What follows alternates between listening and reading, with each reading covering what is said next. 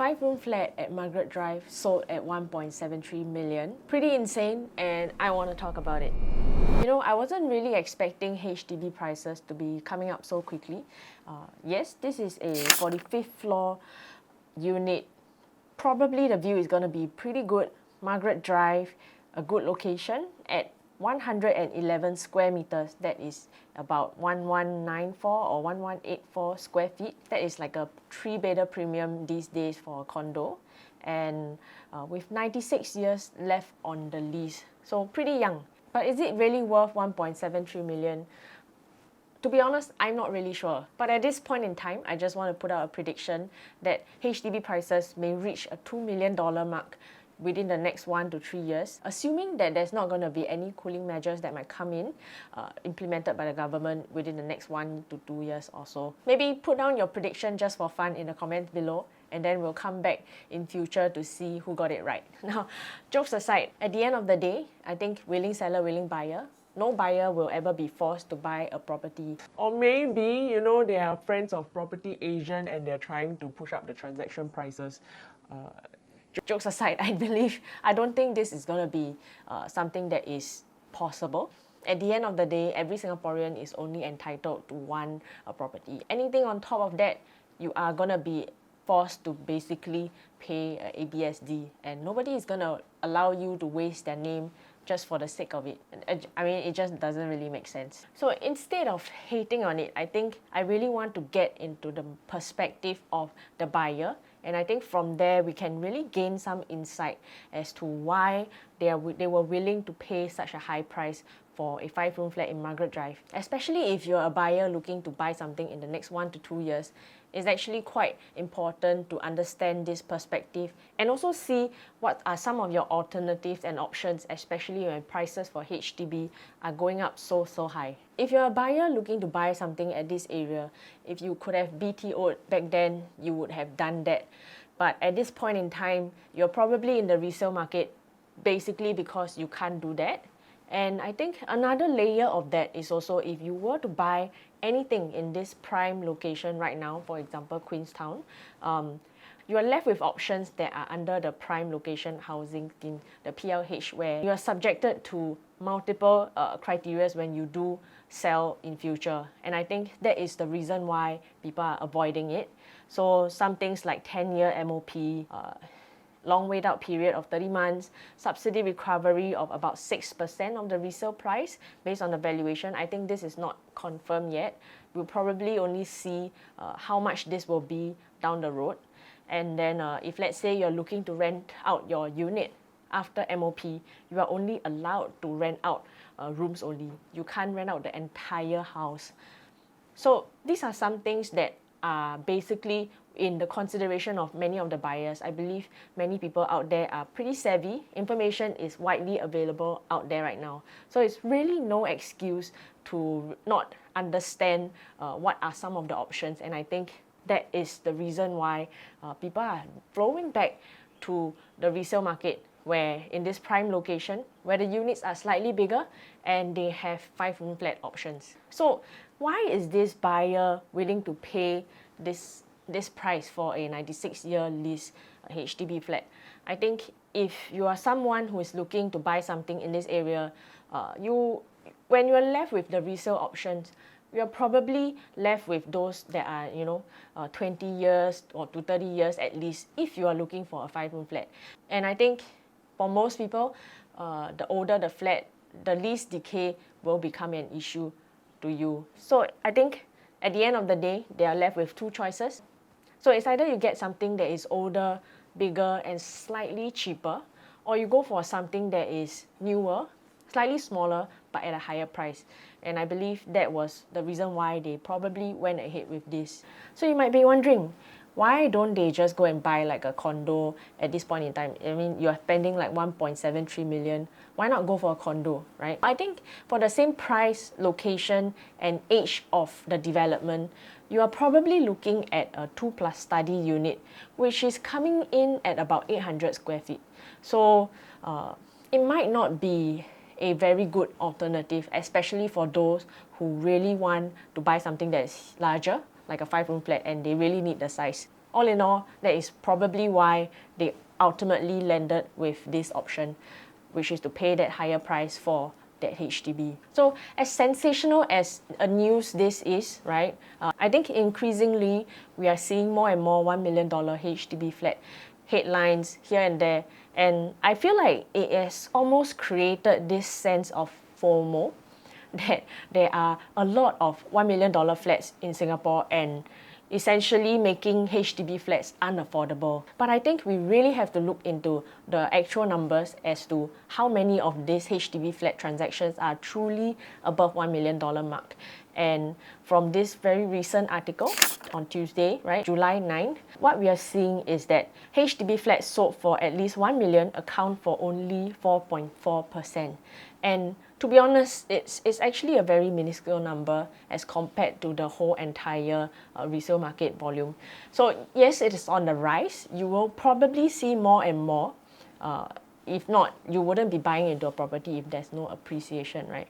At the end of the day, I really wouldn't go as far as to say that, HDB prices are becoming unaffordable. And I believe it's just unaffordable in certain market segments, and that is the prime location area. I want to ask a deeper question in this case.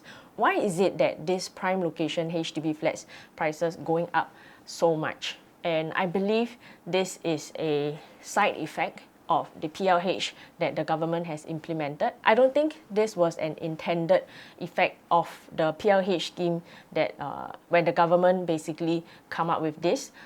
The main intention at the end of the day was to reduce the lottery effect of these people who get a BTO in these prime locations, ultimately making so much profit. At the end of the day, it's not supposed to be something for you to make so much money, and it's just unfair, right? But I believe when you have a scheme that is going to take 10 years to MOP and then another 3 to 5 years to build, what is going to happen is that the impact of these measures will only come into play 10 to 15 years down the road. And we're probably not going to see that effect until much later on. How is that effect going to take place, right? It's basically the fact that if, let's say, you were to buy into a plus or prime flat, your future buyers buying from you after you have MOP will also be subjected to similar criteria to buy over that flat. And they will be subjected to an income ceiling. So when you have an income ceiling of, let's say at this point in time, it's 14K, for two people, their combined income will probably give them a maximum purchase price of about $1.1 million. And when you have all that coming into play, it puts an invisible cap on the HDB prices for these future buyers. So if, let's say, you were to ask for something that is really high, above 1.1 million, it's probably out of their budget range. And when you have this invisible cap, that is going to cause prices to stagnate or slow down in terms of the transaction. So I think that is something that we have to take into account. And it's not that this scheme is not working. It probably only going to take effect much later on. But if we were to focus on right now, knowing all these things that is going to happen in future, I believe a lot of these people who are looking to buy a HDB at this point in time, and there's a growing trend of people who want to buy into areas that are more convenient, something that is more city fringe. I feel like this segment of the market is going to flow back into the resale market, and that is causing that resale demand to basically build up. And that is also why we're seeing more and more such transactions. And another thing that I feel like is not so talked about is that the former private home owners over here returning to the HDB market after serving out their 15-month wait-out period. So these are people with a lot of cash. They don't really care about the COV. They're just going to be basically paying off the entire flat in full. So this is probably also why they are that segment of people who are willing to basically take the bite into and buying into something at a very high price, because ultimately they are not subjected to the COV issue. Judging by how things are moving at this point in time, when the government actually placed this 15 months without period for private downgraders, they said that this was going to be a temporary measure. But I think moving forward with things going in this direction, right, with prices going up in this direction, I don't think they will actually remove this 15 months wait out period. It's probably here to stay. If anything, I might see them increasing this wait out period, probably double it, to make that barrier of entry even higher.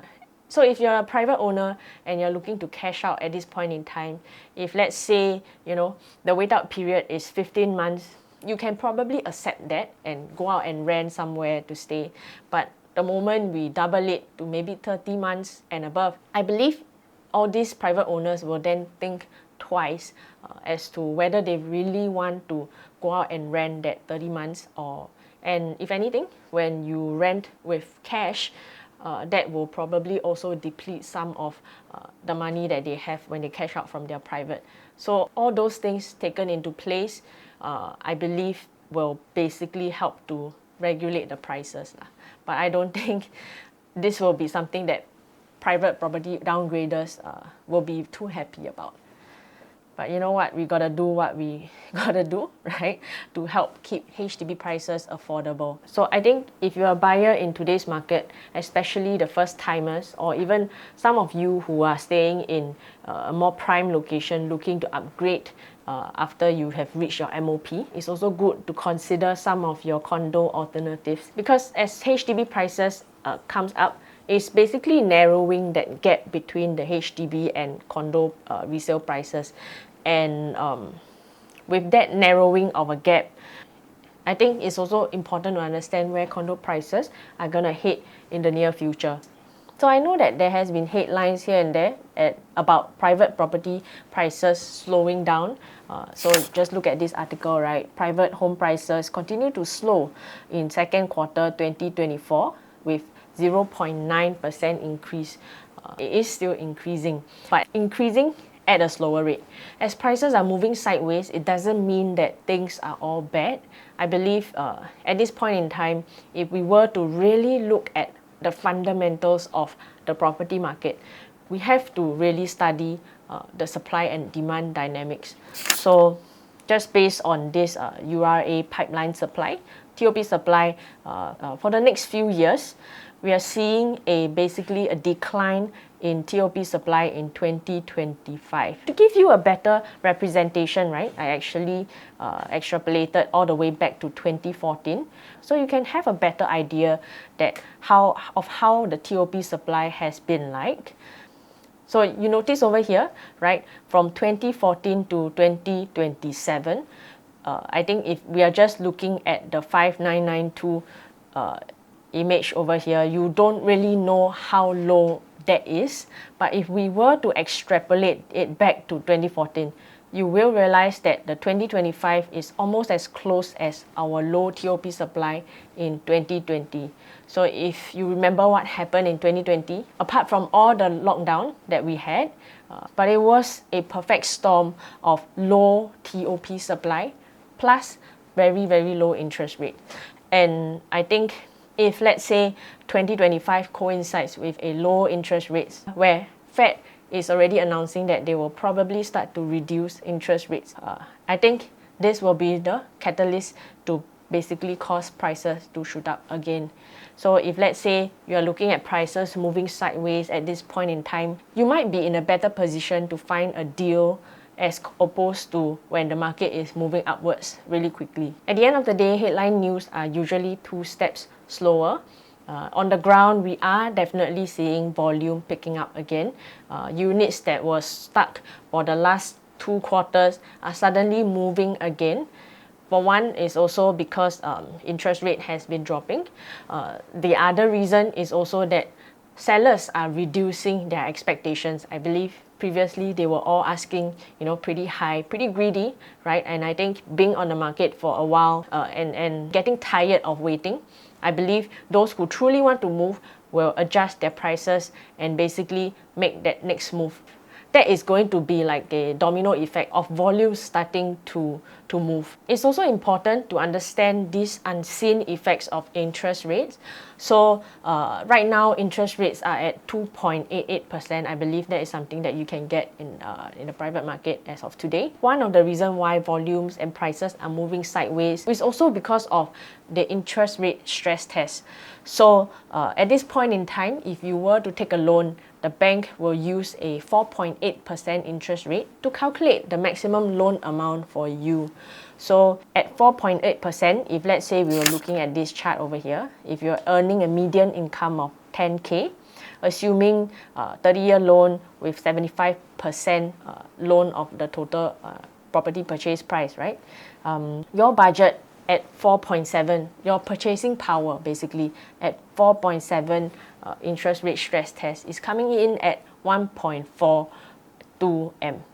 But if let's say the bank starts to reduce their stress test to 4% as stipulated by the MAS, right, we will see a 8.6% of increase in everyone's budget across the board. So if let's say you are earning a 10K income, right, your difference in your purchasing power is going to come up to 3,000.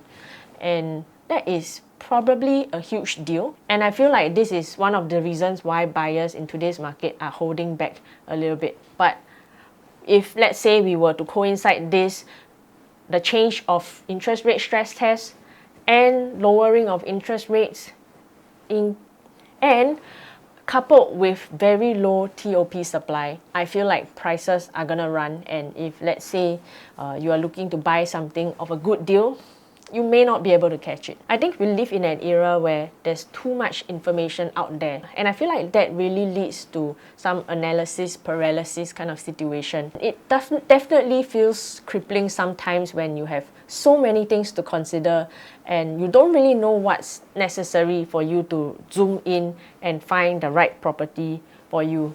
I think at this point in time, I want to share with you a free training that I have for you. So all you have to do is to basically click on the link below and you will be able to watch a 20 minutes training video totally for free. And at the end of this video, you will be able to learn how I analyze different properties and basically strip them down to the essence of what's more important to consider, and basically sieve out all the noise and focus on what truly matters to you. The best part is you can do it all by yourself. At the end of the day, it's all fun and games when we try to predict where prices might be. Whether you are in a camp where you think prices are going to continue rising or you feel like the next crash is coming, it doesn't really matter because both can happen. But ultimately, these are things that we can't control. The only thing that we can truly control is basically to be in the market when prices are running upwards, and also be well prepared enough should the market starts to fall, and you never have to be in that situation where you're forced to sell your property when you don't want to. So thanks for watching, and I'll catch you guys in the next one. Bye.